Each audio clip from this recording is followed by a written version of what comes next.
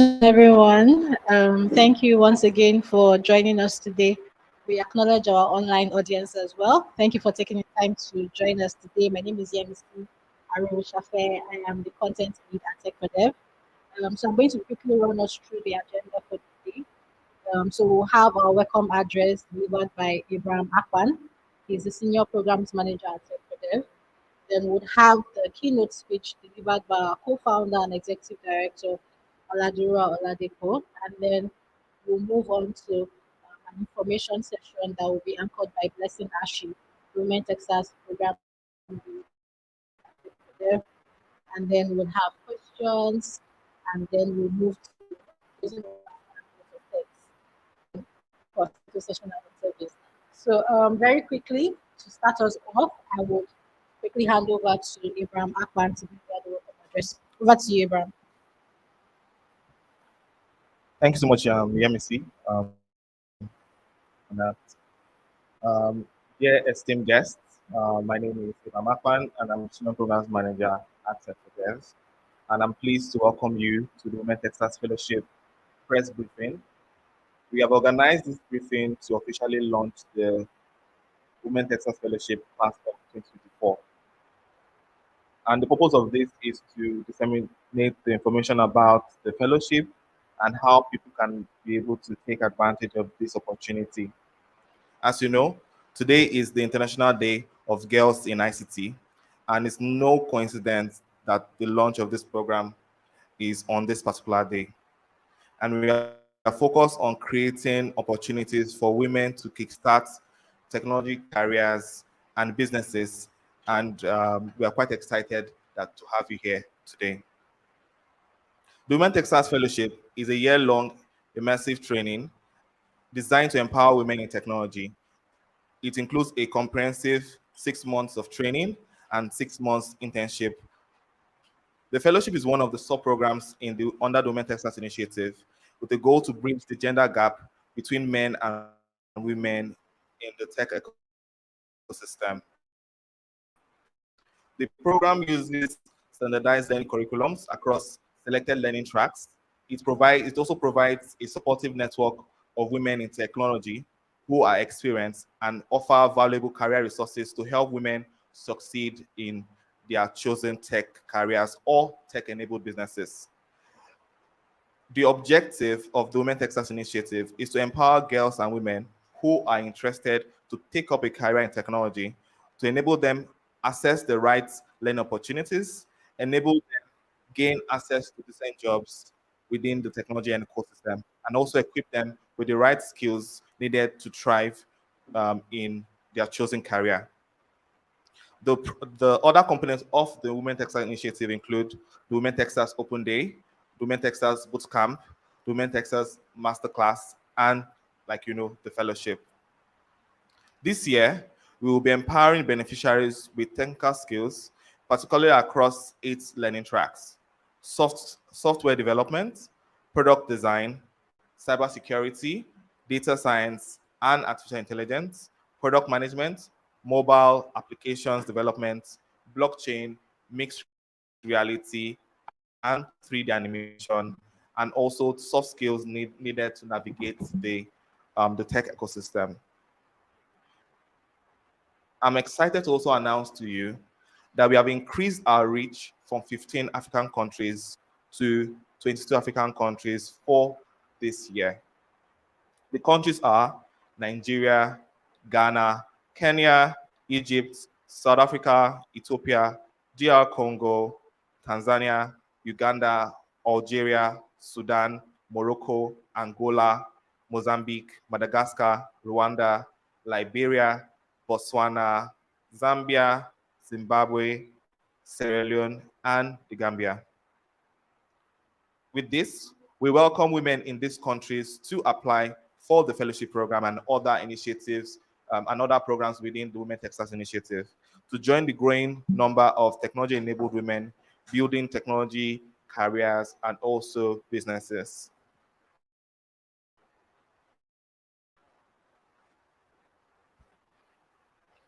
Since 2021, we have equipped women within the fellowship with excellent technical skills and soft skills, empowering them to access decent jobs and opportunities within the future of work. That being said, we are proud of the impacts that we have made in the last within the last 2 years, and we know that as we go along the program, you get to find out more about the program. Once again, thank you so much for coming, and you're welcome to the launch of the call for application of the Women Texas Fellowship. Thank you. All right. Thank you so much, Abraham, for that welcome address. So we'll move on to our keynote speech delivered by Oladura. Oladura, over to you. Thank you, Yamisi. Welcome, ladies and gentlemen, to the official launch of the call for applications for Women Texas Fellowship Class of 2024. Founded in 2016, Tech for Dev was established to address the problem of low access to economic livelihood opportunities and economic inequalities that continue to plague the African continent. We recognized that to address this problem effectively in the growing digital age, we needed to bridge the digital gap and improve digital access and literacy across the continent for Africa's growing population. In the course of solving this problem, we uncovered yet another challenge, the prevalent gender gap in the technology ecosystem. This gender gap is largely fueled by stereotypes and cultural biases, especially in underserved communities, and we set to address it by launching the Women Texas Initiative. According to Accenture's Africa Developer Ecosystem Report 2021, majority of African developers are men, with 81% being male and 18% being female. This report was drawn from research carried out across 16 African countries and highlights the apparent gender gap in the technology ecosystem, particularly in developing parts of the world like Africa. However, the same report cites Tech for Dev's Women Techsters as the foremost program across the continent, focused on supporting the dreams and aspirations of the underrepresented population of women developers. This statistic is a testament to our success, and we are proud to say that our work is paying off. The Women Texas Initiative is aimed at bridging the very wide gender divide between men and women in the technology ecosystem, as well as ensuring equal access to opportunities for all. The initiative aims to empower girls and women aged 16 and 40 across Africa with varying degree of digital, deep tech, and soft skills required within the technology ecosystem. Over the last 5 years, the Women Texas Initiative has increased in reach and impact, from impacting just 2,400 women in Nigeria through its pilot program, the Nigerian Women Texas, to most recently impacting 89,153 women in 2023 through our various Women Texas sub-programs, which notably comprises of the Women Texas Fellowship, the Women Texas Bootcamp, the Women Texas Masterclass, which are our training programs, and the Women Texas Open Day and Tech Girls Drive, which are our advocacy programs. The Women Texas Fellowship is Africa's largest Women in Tech Fellowship program. It is a free 1 year experiential learning and technology upskilling program that empowers young girls and women between the ages of 16 to 40 across Africa with global and indigenous skills relevant to kickstart careers and businesses in technology. This comprises of 6 months of instructor-led intensive training, a 6 months of internship and enrollment in a mentorship program to equip women with skills to build careers and technology-enabled businesses. Last year, the Women Texas Fellowship received a total of 14,782 applications and accepted a total of 1,398 applicants and graduated 847 exceptional ladies who are now being supported to land technology jobs in their respective skill specialization areas. The class of 2023 brought to bear impact stories like that of Simen Legese, who, despite being in a war zone in Ethiopia, was able to take advantage of the Women Texas community to scale up her skills, emerging as one of the best graduating students and beneficiaries of the Women Texas Fellowship. We also have the story of Celestine Adam Tete, a Ghanaian who moved from the role of receptionist to a data analyst in the same organization through knowledge gained from our training. And last but not the least is Folashade Omolaja, a Nigerian student who was able to double her income by landing a technology job through our, through our program. These are just very few examples of the impact our Women Texas Fellowship has had. These stories have driven us to expand our reach and impact more women across Africa. Incorporating the data and learning from the previous years, as we prepared for the Women Texas Fellowship class of 2024, we have taken things a step further and we will be opening up the program to a total of 22 countries, which include Nigeria, Ghana, Kenya, Egypt, South Africa, Ethiopia, DR Congo, Tanzania, Uganda, Algeria, Sudan, Morocco, Angola, Mozambique, Madagascar, Rwanda, Liberia, Botswana, Zambia, Zimbabwe, Sierra Leone, and Gambia. The last seven countries I just called are the seven new countries we're launching in this current year. Today, with great delight and excitement, we are honored to announce the applications of the Women Texas Fellowship Class of 2024, which commences in September. And this will go live exactly at 6 p.m. West African time today, 27th of April 2023, which also interestingly coincides as the International Day of Girls in ICT. The class of 2024 will admit a total of 3,000 women and girls into the program from 22 countries. We invite women and girls across Africa to seize this opportunity and take their place as change makers in the African ecosystem by applying to be a part of this program. We also look forward to launching our first ever Women Techsters Entrepreneurship Incubator later this year to facilitate the development of women led technology businesses across the continent. The Women Texas journey is not just a commitment, it's a bold mission to break down the barriers that hold women back from the thriving world of technology.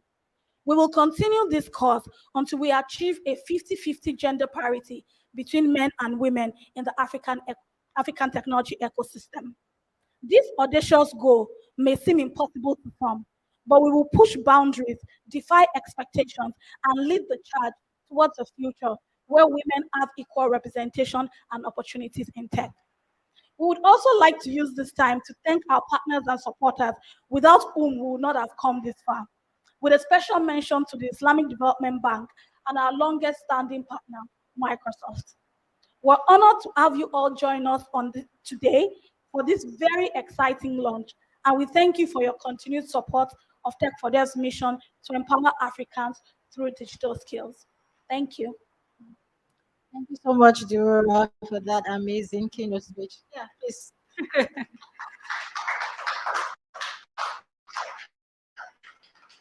All right, thank you so much. Okay, so now to take us along in the program, I would like to hand over to Blessing Ashley. Blessing is our Women Texas program lead, and she will be providing some information about the fellowship, application process, and any information that we need to know about it. Over to you, Blessing. Thank you, Yemisi. Good morning, distinguished ladies and gentlemen of the press and everyone present here. All protocols duly observed. My name is Blessing Ashi, and I am the Women Techsters Programs Lead at Tech for Dev. First, let me walk you through what the Women Techsters program is all about. It's a free one-year experiential learning technology upskilling program that empowers girls and women within ages of 16 to 40 years across Africa with global in-demand skills relevant to kickstart careers and businesses in technology. The Women Techsters program aims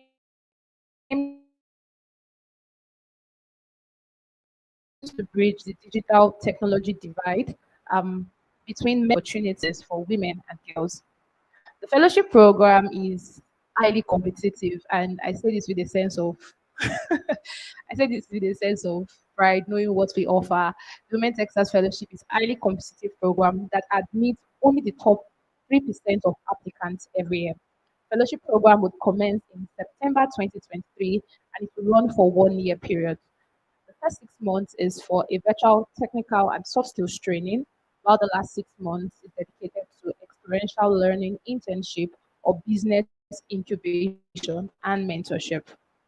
For the Women Techstars Fellowship Class of 2024, the program will train 3,000 women and girls across the following 22 African countries: Nigeria, Ghana, Kenya, Egypt, South Africa, Ethiopia, DR Congo, Tanzania, Uganda, Algeria, South Sudan, Morocco, Angola, Mozambique, Madagascar, Rwanda, Liberia, Botswana, Zambia, Zimbabwe, Sierra Leone, and Gambia. The Women Textiles Fellowship Program offers technical training across 8 learning tracks, and this is to help women develop their technical skills and knowledge in the following technology skills. First is blockchain, cybersecurity, data science and artificial intelligence, mixed reality and 3D animation, mobile application development, product design, product management, software development, which is either the front end or the back end. For the Women Textiles Fellowship, the training is virtual. However, it is instructor design led. This means that we have instructors who are always in class for the duration of the class. Last year, for the Women Textiles Fellowship class of 2023, we received over 14,000 plus applications at the first stage. And after the applicant had gone through different stages, over 1,300 plus women got selected into the program across 15 African countries. And as we commenced on the journey of the training, we saw amazing 847 exceptional women graduate from the fellowship. This year, we are super excited. And as we commence the Women Techstars Fellowship Class of 2024 application today, we'd like to encourage women and girls across the 22 African countries enlisted to please take advantage of the fellowship program, as the fellowship not only caters to the technical skills of the applicants, but also helps women and girls to build a formidable tech force by interacting with women and girls across different time zones, different countries, different backgrounds, and different culture through the multiple platforms that we have. Just in case you're wondering, what is the benefit of being a part of the Women Texas Fellowship?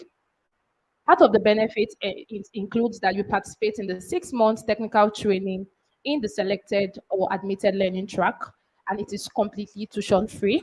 You also get to participate in 6 months of soft skills training with industry experts and professionals. You also get access to community of women in tech across 22 African countries. You also get to learn skills relevant for the marketplace, and then you also get to get access to opportunities for professionals, leadership, education, and also for personal development. You also receive a program certification relevant for international opportunities. And something really amazing is the fact that selected people who graduate join the prestigious Women Techstars alumni community. And also, you also get to participate in the mentorship pairing with seasoned professionals. As we wrap up today, we really look forward to receiving and reviewing amazing applications from women across the 22 African countries. And most importantly, we look forward to welcoming the selected women in the class of 2024 fellowship program. Thank you.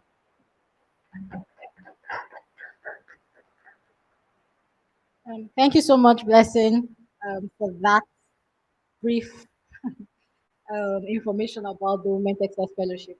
So right now we'll go straight into the question and answer segment. So I would like to open the floor for questions. If you have questions about the fellowship, okay, I'm noting some hands. So I'll start with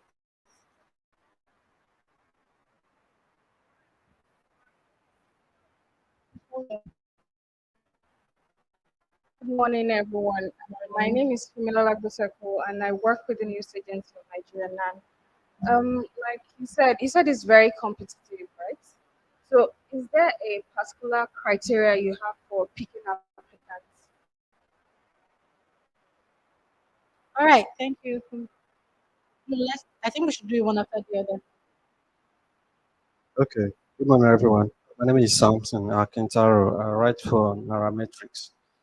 Okay. It's quite interesting that you've empowered up to like 89,000 plus, as you said. And I would like you to share with us some of the success stories from this past participants? And also, secondly, how do you get funding for this kind of program? Because it must have been cost intensive for you to train about 3,000 at a go. So these are my two questions.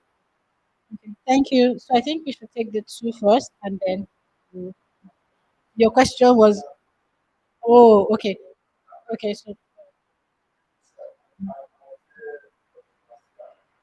When you unveil the class, so congratulations. I noticed you say you are increasing the participants to 3,000. Uh, so I want to guess that is that because you are getting more funding? You, that means you spend more money. Uh, then, of course, the applications have always been very high. So why did you now decide to increase the participants and the funding aspect? You've already gotten more funding. So okay, thank you so much for the questions. So Blessing, do you want to answer the first question? All right, thank you so much for the question. So, I mean, you asked what is the criteria for selection.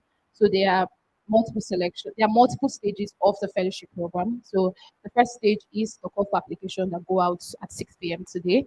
When we receive this application, this first stage will go out for 1 month, and after which we review the application.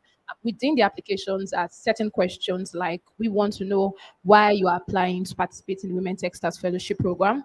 We understand there are multiple other opportunities that people could apply for. And we also realize that because there are 8 learning tracks, we want to know why you're also selecting the learning tracks that you've selected as well.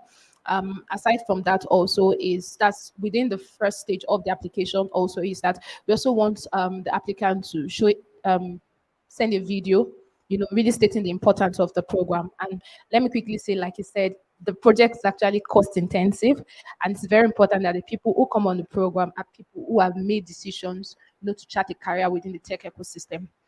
Aside from the first stage, we have 2 other stages where we'll be testing the applicants based off having little or prior knowledge within the learning track they've selected. But this is also because of the fact that Tech for Them have multiple other programs that people could participate in. Like we have the bootcamp, for example, that introduces learners to the different learning tracks. So we want people who are convinced. I like to say this that text the tech ecosystem is very good. When you ask 1 or 2 women why they want to go into tech, sometimes you hear them say, "I want money." But the truth is that it is not a walk in the park because you have to put the work to get. I mean, you have to pay the price to get the price. So we want people who have at least done a little research as to the learning track they are going into. They know the commitment that is involved. So they have to take like a little bit of assessment, and then after which we also have to do an alumni-led interview. The interview is virtual, but is led by the alumni of the Women Techstars Fellowship. That's from class of 2021, class of 2022. So there are multiple phases to it, and for each of the stages, there are different criteria. But then the fellowship also is going to be in English language, so we encourage people who can speak in English, to participate within the fellowship. We hope that in the coming years and in the coming days, we are able to expand and move into other languages as well. Yeah, I hope that answers your question. All right. Thank you, Blessing. So the next question, Dora. You want to- Yes, I think I'll take the first one that pops in my mind. This is a question here. The plan was to do 1,500 this year. We're expanding to 3,000 women. Um, I don't know if we mentioned at any point when we're speaking is that we have a very audacious goal as an organization. And the audacious goal is to reach 5 billion women by 2030 across Africa, across 54 African countries. And it is with this vision in mind that is actively driving our numbers in terms of the reach and in terms of how what incremental sort of like what increases you're seeing in the numbers over the years. Our plan with the fellowship program is that by 2030, we would have reached 250,000 women across Africa. And so for every subsequent year, you would most likely see a bump, another increase. It's helping us to ensure that that ambitious or daring goal of ours, we're able to reach that by 2030. Yeah, that's the first one. The second part about the funding, which it's cost intensive. Who are these people who are giving us the dollars to get this to happen? I think I mentioned during my keynote that we wanted to say a very special thank you to Islamic Development Bank. They've been a very critical and wonderful partner in this journey with us. I would also like to say, of course, a very big thank you to to Microsoft Philanthropies who have been with us on this journey since we started Tech for them pretty much 7 years ago. Microsoft has been a critical part of our journey and has been supporting different variants of pilots that have eventually led to women tech stars. Aside from money, because everything is not money, we have very interesting and supportive partners. We have an active directory of over 50 job partners that cut across 4 African countries and an expanding list as well. We do have this type of partnerships as well that are allowing us to be able to effectively um, land or effectively do what it is that we have claimed that we will do. So yeah, I hope that that answers the question. And last question on success stories. I think I did mention a couple of the success stories in my keynote. I mentioned Simen who is from what turn zone part of Ethiopia. I think now things have piped down, but during the fellowship program, it was a really, really hot bedtime for her. And I mean, despite all challenges, having to sit by a tree to get network, to access to sort of like attend training and things like that, and almost being attacked by an hyena, right? She was still able to graduate as the second best graduating student for the fellowship program. I mean, we've had other stories, and maybe I'll allow Queen or Blessing to also tell maybe a little more stories that we have of some of the exceptional women we have who are doing exceptional things just based on the fact that they've encountered the Women Techsters Fellowship and graduated. Thank you so much, everyone. Good afternoon once again. I particularly love the story of Celestine because it brings another, you know, angle, another viewpoint about transitioning in the tech space. So Celestine used to work as a receptionist in an organization, and then she was privileged to, take the Women Techsters Fellowship program alongside her 9 to 5. Right. This entails, having to juggle her daily um, work style and then balancing it alongside the fellowship program, right? And because it's a virtual led um, program, instructor led program, it's important that you're always in class and all of that. So Celestine was determined. She stayed through the classes, took the assessments and the project. And in between one of the sessions, maybe executing her projects and the likes, her boss got to find out what she can do and offered her a role in that organization that is now in the tech space. So these are some of the stories that really excites us because it's one of our goals is that women are able to transit into a technical role, thereby increasing their income, right? Because we know that the tech space is able to give you a fair playing ground. It's all about what you can do, and as long as you are able to do the work, put the skills to use, you have a chance, right? It's not like you have to lobby or anything. So Celestine is one of that proud woman that we have from the fellowship program who was able to transit into a better role. And it's amazing because she didn't have to apply to another organization or go through the hassle of job hunting and the likes because you had a skill that was needed and your preparation met the opportunity at that hand. So thank you so much. Blessing, do you want to add another story?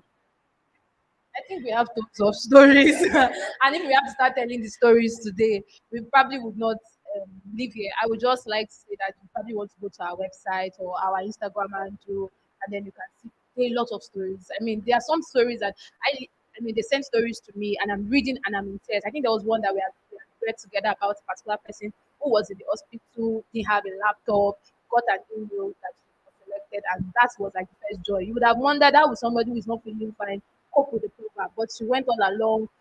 Some people whose friends and family contributed to buy data for them, to some people whose laptop packed up in the middle of the class. The stories are enormous. And to the story of another person who her husband lost the job in the course of her program and they had to go through thick and thin, and she just told herself that she wasn't going to give up on the program. And so she went ahead. And unfortunately for her, she also had a difficult time with a difficult boss because the boss, sorry to say this, who the man in quotes did not like the fact that she was transitioning into tech. Yes. And I mean, he saw it as a threat to the work she was going to do. And eventually she had to quit, to go to another job, and she's doing all right. So there are lots of opportunities there are lots of stories that we could tell. And we are really excited about the work people are doing. But there's no cap. We're excited about the work.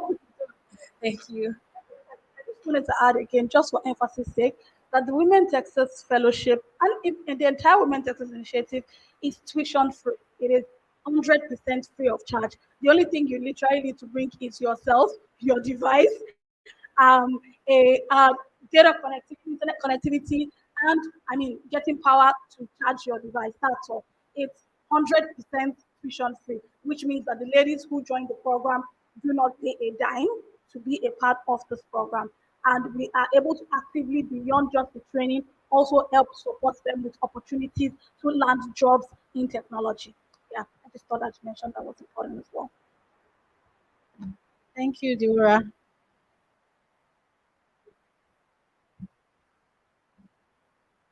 Good afternoon, everyone. Yeah, I want to know how you do your follow up, your beneficiaries after the program. How do you follow up with them? Okay, thank you. Who would like to take that?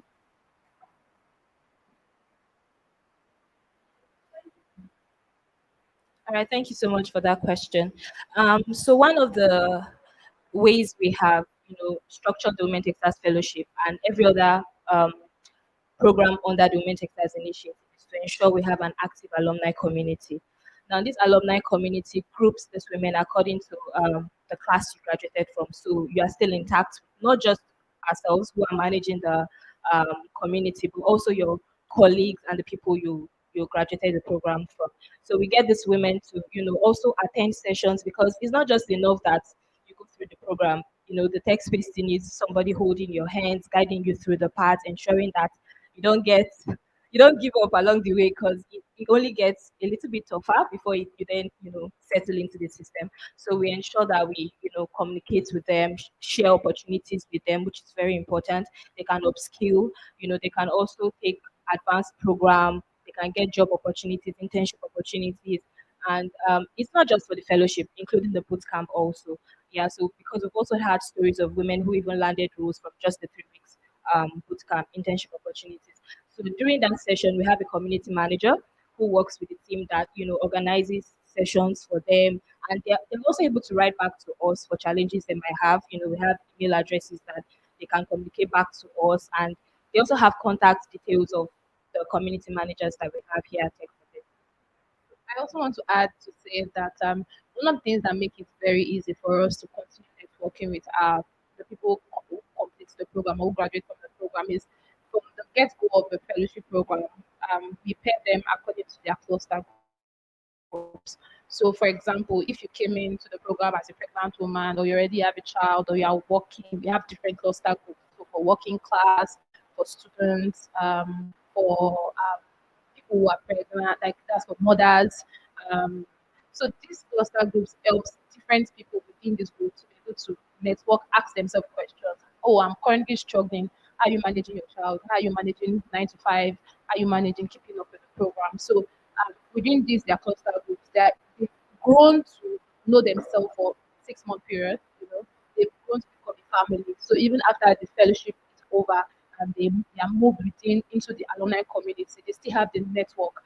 And to say that they are not networking just because, I mean, you're not networking with a Nigerian and the Nigerian alone, you're networking with people across 15 African countries. So you're also learning diversity, across different countries. You are learning what works within the different countries. And it also makes it easy when they eventually land opportunities, working with other people because they tend to communicate with people outside of their language or outside of their regular routine. Thank you. Thank you so much, Blessing. Do we have any other questions from the house? Hello, good afternoon, everyone. Absolutely. My name is Noah Banjo from Techabal. So, my question is based on, well, let me start this way. Obviously, there's an English bias. You have to be able to speak English before you get in the program. What is the process for determining that a particular region do not qualify because they don't speak English? Because I've looked at the 22 countries and not all of them, about 4 or 5 of them, don't have English as their official language, and they're on the list. Meanwhile, a major part of Francophone Africa, over 300 million people, they're not covered.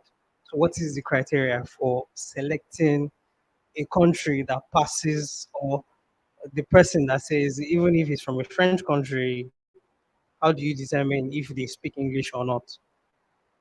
Thank you, Noah. I think that question is a two-part question. The first part is how do you determine within the people who apply if they can actually speak English? And the second part, which I heard, is there are 300 million people in Francophone Africa. What's happening with them, right? So for the first part of the question is within the application process, there are questions that allude to that that help us to be able to determine your proficiency level of English language and your command of English. There's also a motivational video that you're going to have to do that also allows us to not beyond just judge your motivation for being a part of the program, to also use that to ascertain your level of command or proficiency level speaking English. So that's the first question. For the second question is, so what it is not like we would never, so like I said initially, our goal by 2030 is to have reached 54 African countries. And what we're doing pretty much is a step-by-step approach. So the plan is to cover, because the language of instruction currently is English. We have not fully expanded the language of instruction in terms of covering materials, resources to cover other languages yet. We are still in the process of doing that. So we decided to zoom in on the area that we have the most competence in as an organization, which is we speak English. What other can we touch on the countries or the people or women who can speak English at this at first, right? Whilst we perfect our resources and our resources basically to enable us to be able to launch in next level francophone countries. Yes, but that's what's happening at the moment. So currently our language of instruction is English, and that's why most of the countries we're covering right now are English speaking. Some might not be exactly English speaking in terms of official language, but do have a part of their population who are able to speak English as a second language. And that's why pretty much we have that structure in place. I hope that answers the question. Okay, please tell us so that we know what parts we didn't answer. The part that I feel wasn't answered was where in these places, how do you determine that a particular person doesn't speak English in those, for example, francophone speaking regions? How do you determine? Because those are the same people that also apply to schools in the UK, in the US, and they write TOEFL, they write IELTS, and they pass, and they also go within themselves. In fact, there are so many there's so many study that says that many people are learning English in these francophone countries. So how do you determine that a particular person, when you have not even given the person the opportunity firsthand, does not speak English?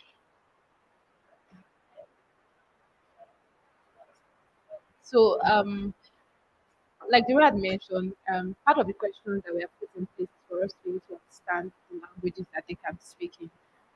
So English may not be your primary language, but you have an understanding of English language.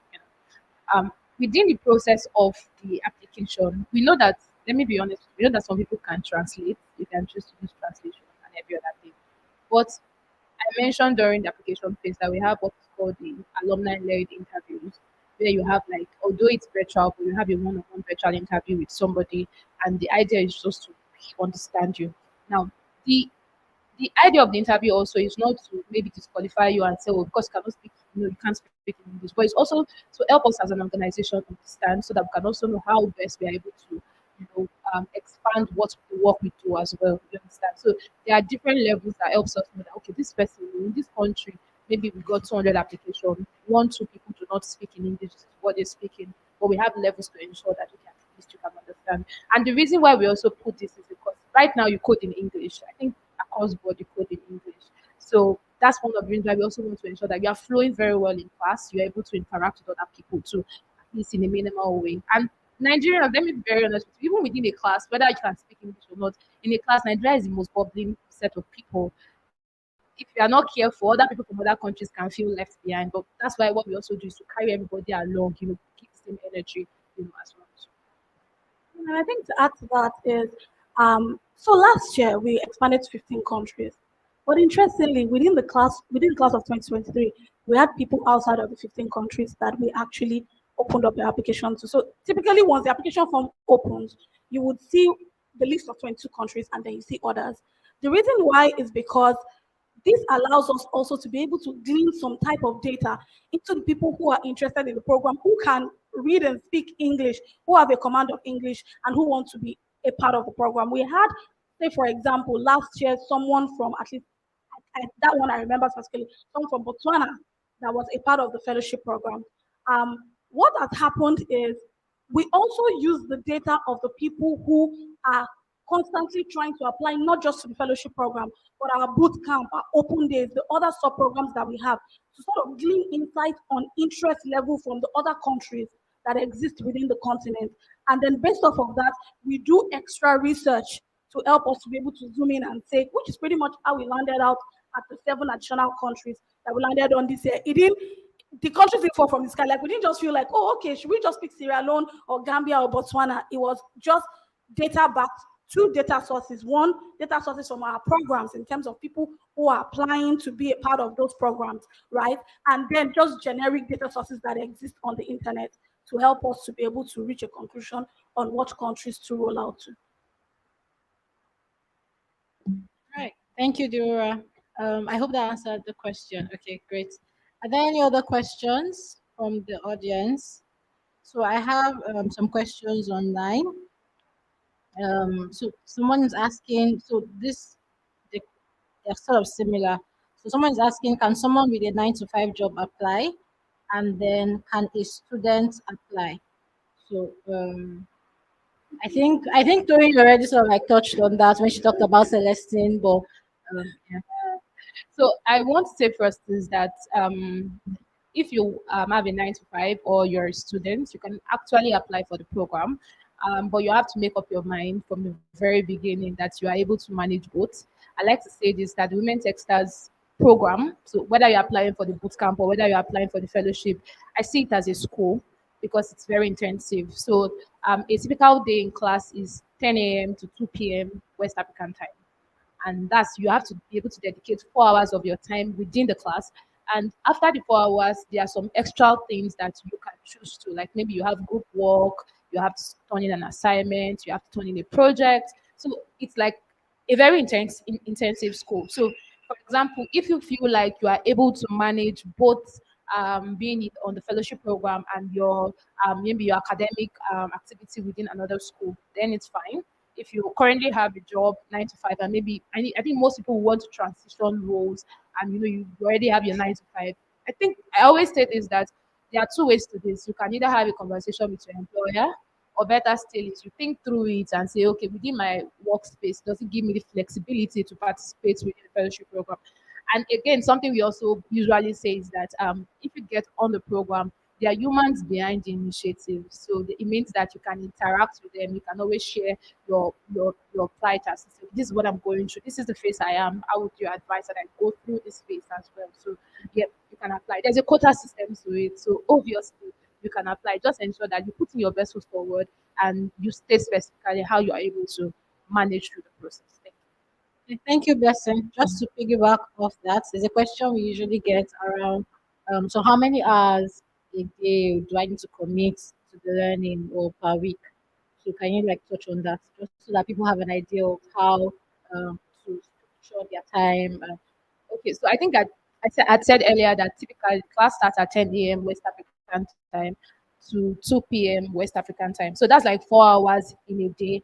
Then that's 4 times 5. That's like 20 hours in a week. That is a minimum of 20 hours. And I had to use the word minimum because you have to, part of what we also want people who come on the program to do is we want them to also learn outside. So you will be required that you take other courses within your learning track to help improve your skill set, because this knowledge you get or this extra certificates will be able to help you land maybe beyond internship. You're able to land entry level roles as well. So you have to you have to pay the price, you have to put in the commitment. It's 6 months. I feel like 6 months is even short. So if you have to go through the 6 months, then you have to pay, go all out for it. So 4 hours, 4 hours a day, 20 hours in a week, minimum of 4 hours a day, 20 hours in a week, minimum. Yeah, that minimum is important. Okay. So there's one more. Do I need a university degree before I can apply? Oh no, you don't. I like to cite the example of Ezine. She was in the class of 2022, At the time Ezine had applied for the Women Techsters Fellowship, she had not gone through the university. I think she just completed her SSC. And while she was trying to write the joint admission matriculation board exam in Nigeria, but JAM was jamming her multiple times. And she just told herself that it's best for her to learn a skill set. And she went ahead, joined the Women Techsters program. And interestingly, she actually landed an internship role with a very amazing and big technology company, Pronage. So this is to say that you don't need to have any. We won't ask you for it, and that's the honest truth. We won't ask you for it. But of course, if you have some skill sets, it may be helpful within certain learning tracks. For example, if you are great at mathematics and you want to go to software development, it could be an addition. If you are great with graphics design and you want to go into product design, or you are great with, colors and you want to go into product design, it could be a very high advantage for you, but regardless of that, we won't ask you for any certification to participate in our program. Okay, great. Can you, I don't know if Tony wants to take this, can you provide like an insight on when the program will start, actually? Okay, so as said earlier, the application is going to open 6 p.m. West African time today. And because the selection process is actually very intensive and we do have a lot of stages that, enables us to pick the top applicants, right? So classes are going to start sometime in September this year, September 2023. So you have, series of stages where you are being asked to, come in for an interview, take an assessment just to verify that we have the best of the best from the applicants that we have. But classes are going to start in September 2023. Okay, thank you, Tony. Do you have any other questions before? Okay, so we don't have any other questions on online, so I think we can move on to concluding the event. We'd like to call Michael John. He's the senior business manager at Tech for Dev to take the vote of thanks. Hi, Michael.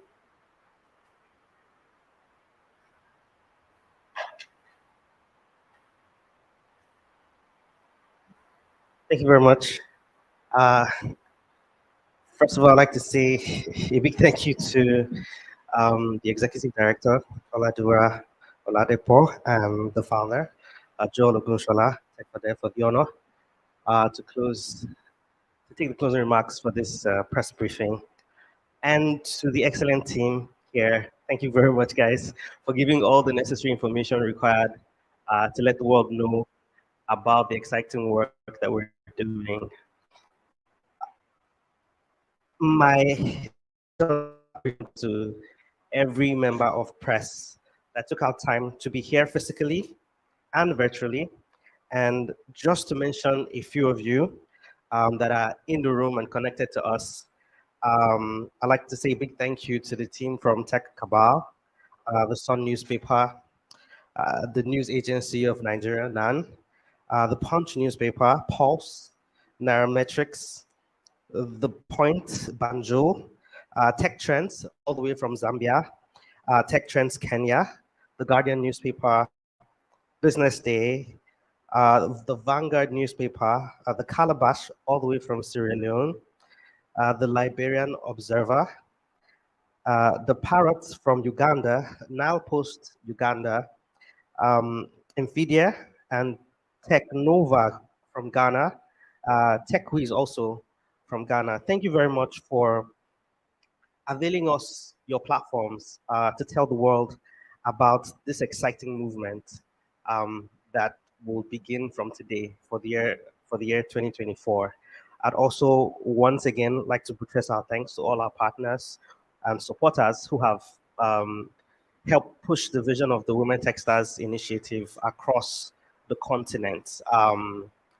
From our longest partner, who's been Microsoft, to the micro and nano influencers who push the news of the applications across their individual platforms for us. A huge thank you to all of you for helping us get this done. And like Dira always say, let's change the world. Thank you very much once again for taking our time to be here. All right, thank you so much, Michael. So we have officially come to the end of the briefing. Right now, we'll have photo session and interviews. So the team are available to take questions and to take interviews from the press team. Um, so all information about the application will be live on our social media channels by 6 p.m. today. We are Tech for Dev on Instagram and LinkedIn, and then Tech for Dev HQ, Facebook, Twitter, and YouTube. So applications will go live by 6 p.m. So if you are watching us online and you want to take a part of this opportunity, please countdown has started from now. Thank you all so much.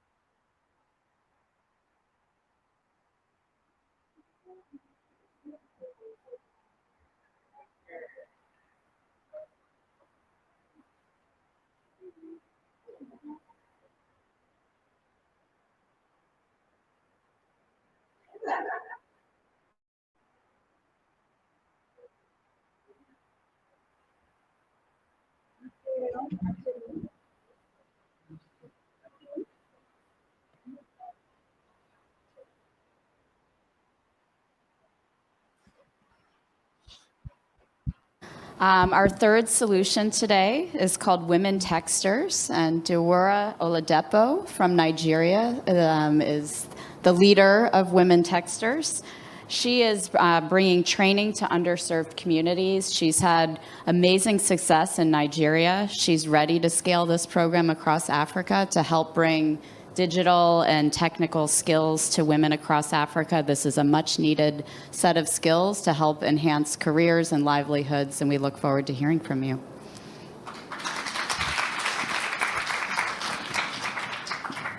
Good afternoon, everyone. My name is Deborah, and I work with Tech for Dev.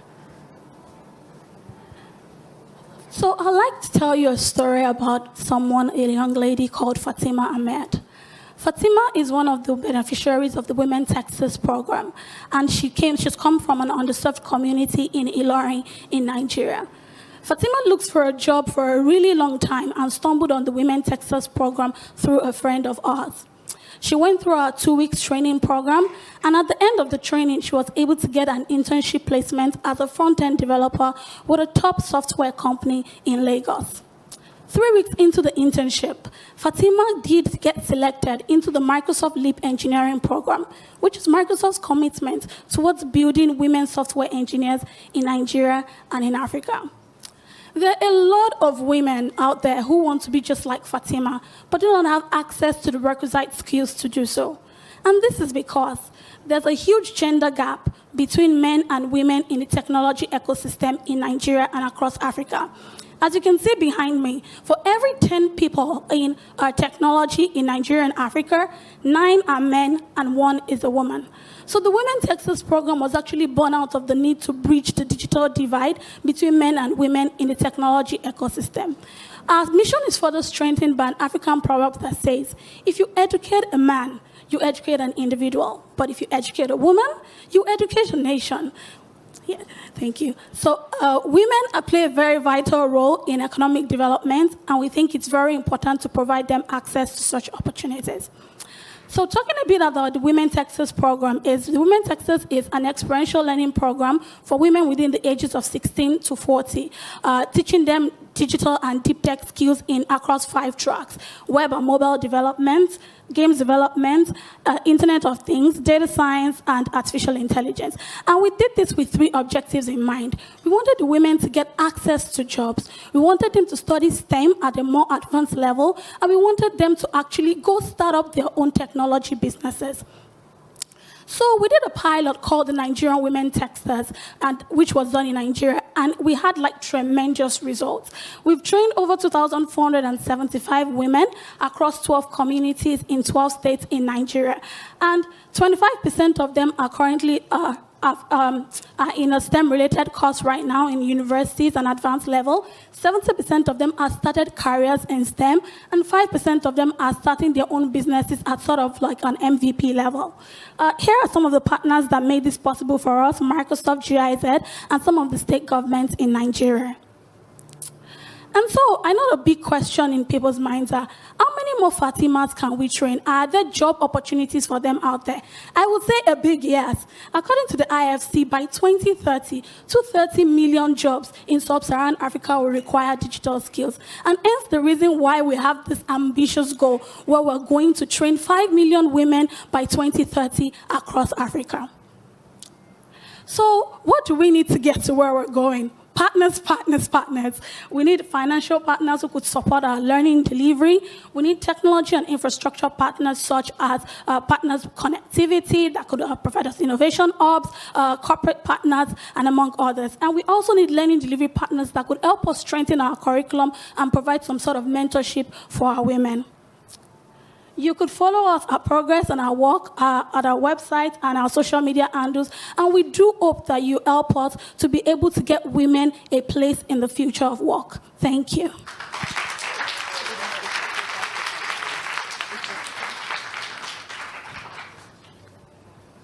Okay, if our acceleration partners could please join us on stage. Thank you, Deborah.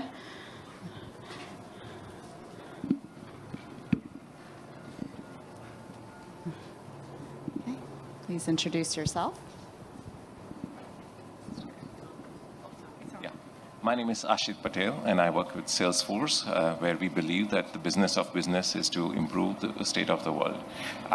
What you're doing is amazing because, as we all know, that a key driver of GDP is a very vibrant, strong, skilled women in workforce. And that's what you enable at scale and with high, very low cost.